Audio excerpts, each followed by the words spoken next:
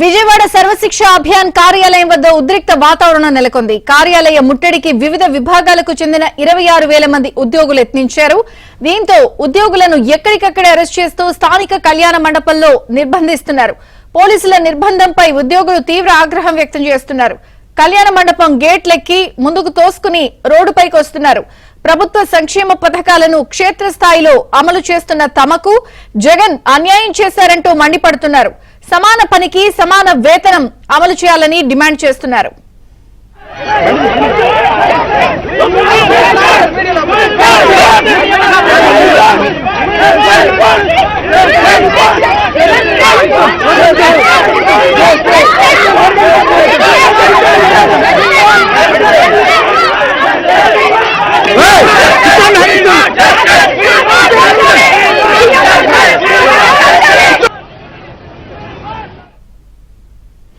ఇక ఈ ఆందోళనలకు సంబంధించి మరింత సమాచారం మా ప్రతినిధి సత్య అందిస్తారు. సత్య,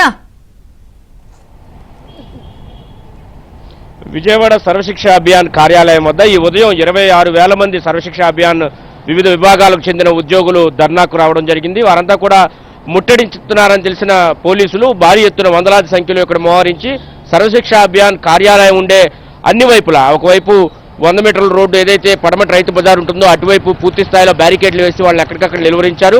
మరోవైపు సర్వశిక్ష అభియాన్ మెయిన్ గేట్ వైపు కూడా పూర్తి స్థాయిలో రోడ్లన్నీ కూడా బ్లాక్ చేసి అరెస్ట్ చేసి ఇక్కడి నుంచి తరలించిన పరిస్థితి అయితే ఉంది.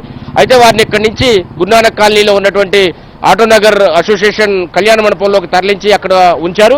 అయితే అదే సమయంలో మీడియా ప్రతినిధులు అక్కడికి వెళ్లడంతో వారితో మాట్లాడనివ్వకుండా పోలీసులు అడ్డుకోవడంతో వారంతా ఒక్కసారిగా గేట్లను తోచుకుని గేట్లెక్కి దూకి కిందకి వచ్చి మీడియాతో మాట్లాడిన పరిస్థితి అయితే ఉంది. తర్వాత అక్కడి నుంచి నేరుగా మరలా సర్వశిక్ష అభియాన్ కార్యాలయం వైపు దూసుకొచ్చే ప్రయత్నం చేశారు. దారి పొడవునా ఎక్కడికక్కడ ఈ సర్వశిక్ష అభియాన్ కార్యాలయం వస్తున్నటువంటి ఆ ఉద్యోగులను అరెస్ట్ చేసి ఒక్కొక్కరిని అదుపులోకి తీసుకున్న పరిస్థితి అయితే ఉంది. అయినప్పటికీ కూడా వారంతా వెనక్కి తగ్గకుండా సర్వశిక్ష అభియాన్ కార్యాలయం వైపు దూసుకువచ్చారు. ఈ సమయంలో చాలా మంది మహిళలు రోడ్లపై పడిపోయారు. వారందరినీ కూడా ఎత్తి పైకి తీసుకెళ్లి వ్యాన్లోనూ బస్సుల్లో తీసుకుని అరెస్ట్ చేసిన పరిస్థితి అయితే ఉంది. చాలా మందికి పడిపోయిన సమయంలో గాయాలయ్యాయి. అయినప్పటికీ కూడా పోలీసులు దాన్ని పట్టించుకోలేదు.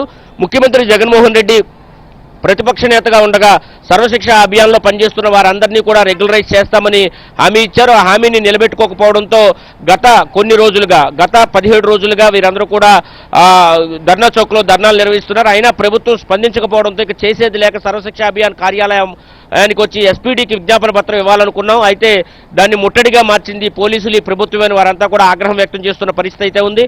ముఖ్యమంత్రి ఇచ్చినటువంటి హామీలను తొంగలో తొక్కడమే పనిగా పెట్టుకున్నారు. ఇక 3 నెలలు మాత్రమే ముఖ్యమంత్రికి సమయం ఉంది కాబట్టి తామంతా కూడా ఆందోళన బాట పెట్టామని చెబుతున్నారు. ఒకవేళ ముఖ్యమంత్రి తమ సమస్యను పరిష్కరించకుండా, తమను రెగ్యులైజ్ చేయకుండా, లేదా కనీసం సమాన పనికి సమాన వేతనం సుప్రీంకోర్టు తీర్పును అనుసరించి ఇవ్వకపోతే కనుక తామంతా ఖచ్చితంగా వచ్చే ఎన్నికల్లో జగన్మోహన్ రెడ్డికి బుద్ధి చెప్తామని కూడా వారందరూ ఏబిఎన్తో మాట్లాడుతూ చెప్పడం జరిగింది. వీరందరినీ కూడా విచక్షణారహితంగా పోలీసులు అరెస్ట్ చేయడం పట్ల జగన్మోహన్ రెడ్డి నాడు నేడు కార్యక్రమం మొదలుకొని అమ్మఒడి, అదేవిధంగా వివిధ సంక్షేమ పథకాలన్నింటినీ కూడా క్షేత్రస్థాయిలో అమలు చేస్తుంది తామే. కాబట్టి అలాంటి తమను ఈ విధంగా అరెస్టు చేయించడం ఎంతవరకు సమంజసం? ఈ రోజు జగన్మోహన్ రెడ్డికి అంతో ఎంతో సంక్షేమ పథకాల విషయంలో పేరు వచ్చిందంటే దానికి తాము భాగస్వాములు అవ్వడం వల్లే అని కూడా వారంతా కూడా స్పష్టం చేస్తారు. కాబట్టి ఇక నుంచి జగన్మోహన్ రెడ్డికి వార్నింగ్ బెల్ మోగిస్తున్నాం, ఇక వచ్చే ఎన్నికల్లో ఆయన సంగతి చూస్తామని కూడా వారంతా కూడా ఏబిఎన్ ముఖంగా హెచ్చరించిన పరిస్థితి అయితే ఉంది. ఇదే సమయంలో తమ డిమాండ్లను పరిష్కరించాలని కూడా వారు డిమాండ్ చేస్తున్న పరిస్థితి అయితే ఉంది. అదేవిధంగా ఎస్పీడీ ఎవరైతే ఉన్నారో ఆయన ఇష్టానుసారంగా మాట్లాడుతున్నారు, తమను దూషించే విధంగా మాట్లాడుతున్నారు.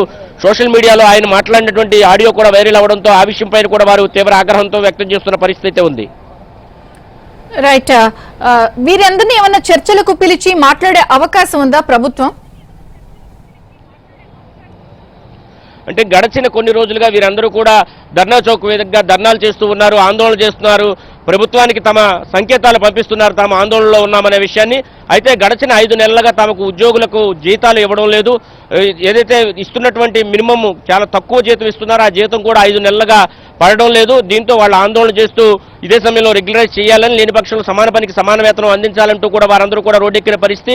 రోడ్డెక్కిన వారిని అక్కడ అరెస్ట్ చేస్తూ ఈడ్చుకుంటూ పోయి బస్సుల్లోనూ అదేవిధంగా వెహికల్స్ లోనూ ఎక్కించి తీసుకెళ్లిపోయిన పరిస్థితి. దీనిపైన కూడా వారంతా తీవ్ర ఆగ్రహం వ్యక్తం చేస్తున్నారు. ఏదైతే ప్రతిపక్ష నేతగా ఉన్నప్పుడు తమను ఖచ్చితంగా రెగ్యులరైజ్ చేస్తామని హామీ ఇచ్చిన జగన్మోహన్ రెడ్డి మాట నిలుపుకోలేదు కాబట్టి తాము రోడ్డు ఎక్కాల్సి వచ్చింది. ఈ తప్పు తమది కాదు, జగన్ అని కూడా వారంతా కూడా స్పష్టం చేస్తున్న పరిస్థితి అయితే ఉంది. ఇదే సమయంలో వారంతా కూడా ఒకటే విషయాన్ని స్పష్టం చేస్తున్నారు. గత కొన్ని రోజులుగా తాము సమ్మె నోటీస్ ఇచ్చి మరి సమ్మెలో దిగిన తర్వాత కూడా స్పందించకపోవడంతో ఈ రోజు రోడ్డు ఎక్కాల్సి వచ్చిందని కూడా వారంతా స్పష్టం చేస్తున్న పరిస్థితి అయితే ఉంది. ఇదే విధంగా కొనసాగితే ఉద్యమాన్ని మరింత ఉధృతం చేస్తామని వారంతా కూడా చెబుతున్నారు. Right Satya, thank you.